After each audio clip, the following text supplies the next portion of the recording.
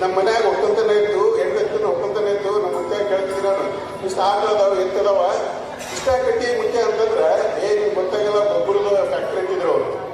ಆ ಗೊಬ್ಬರ ಫ್ಯಾಕ್ಟ್ರಿ ಅಂತ ತಿಳ್ಕೊಳಕ್ ನಮಗೆ 30 ವರ್ಷ ಬೇಕಾಗಿತ್ತು. ಯಾಕಂತಂದ್ರೆ ಒಂದು ಸಲ ನೀವು ಕೊಟ್ಟಿ ಗೊಬ್ಬರ ಹೊಲಕ್ಕೆ ಹಾಕಿದ್ರೆ 8 ವರ್ಷ ನಿಮಗೆ ಯಾವುದೇ ಗೊಬ್ಬರ ಹಾಕೋ ಅವಶ್ಯಕತೆ ಬೆಳೀತಿದ್ದಿಲ್ಲ. ನಮ್ಮ ಪದ್ಧತಿ ಹಂಗಿತ್ತಂದ್ರೆ ದನಗಳಿಗೆ ಯಾವಾಗ ಮೇವು ಹಾಕ್ಬೇಕು, ಯಾವಾಗ ಕಡಿತೆ ಹಾಕ್ಬೇಕು, ಯಾವಾಗ ಬಟ್ಟೆ ಹಾಕ್ಬೇಕು, ಯಾವಾಗ ಹಿಂಡಿ ಹಾಕ್ಬೇಕು ಅಂತ ಭಾಳ ಸೈಂಟಿಫಿಕ್ ಇದೆ. ಸೂರ್ಯ ಹುಟ್ಟಿದ ಮೇಲೆ ಸೂರ್ಯ ಮುಳುಗುತ್ತನೂ ಹಸಿ ಮೇವು ತಿನ್ನೋದು, ಸೂರ್ಯ ಮುಡಿ ಒಳ್ಳೆ ಸೂರ್ಯ ಕೊಂಡ್ರೊಟ್ಟಿಗೆ ಒಣ ಕಡಿಕೆ ಹೊಟ್ಟು ತಿನ್ಬೇಕಂತಿತ್ತು. ಅದು ಸೈಂಟಿಫಿಕ್ ಆಗಿ ಇನ್ನೂ ಯಾರಿಗೂ ಬರೋದಿಲ್ಲ. ಅದು ನಮ್ಮ ಹಿಂದಿನ ಹಿರಿಯರು ಗೊತ್ತಿತ್ತು.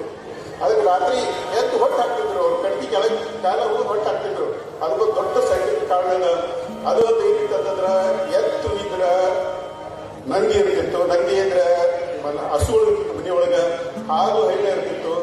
ನಂದಿ ಸೇನೆ ಮತಕ್ರಾಂತಿ, ನಂದಿ ಗ್ಯಾಸ್, ನಂದಿ ವಿದ್ಯುತ್, ನಂದಿ ಆಹಾರ, ನಂದಿ ಗೊಬ್ಬರಗಳು, ನಂದಿ ಆರೋಗ್ಯ ವರ್ಧಕಗಳನ್ನು ಬಳಸಿದರೆ ಮಾತ್ರ ಇನ್ನು ಮುಂದೆ ನಮಗೆಲ್ಲ ಒಳ್ಳೆಯ ಭವಿಷ್ಯವಿದೆ. ನಂದಿ ಶಕ್ತಿಯಿಂದ ಸ್ವಾವಲಂಬಿ ಹಾಗೂ ಆರೋಗ್ಯವಂತ ರಾಷ್ಟ್ರ ನಿರ್ಮಿಸಲು ಬಯಸುವ ರಾಜಕೀಯ ನಾಯಕರಿಗೆ ಪಕ್ಷಾತೀತವಾಗಿ ಮತ ನೀಡುವ ಸಂಕಲ್ಪ ಮಾಡಿ ನಂದಿ ಸೈನಿಕರಾಗೋಣ ಬನ್ನಿ.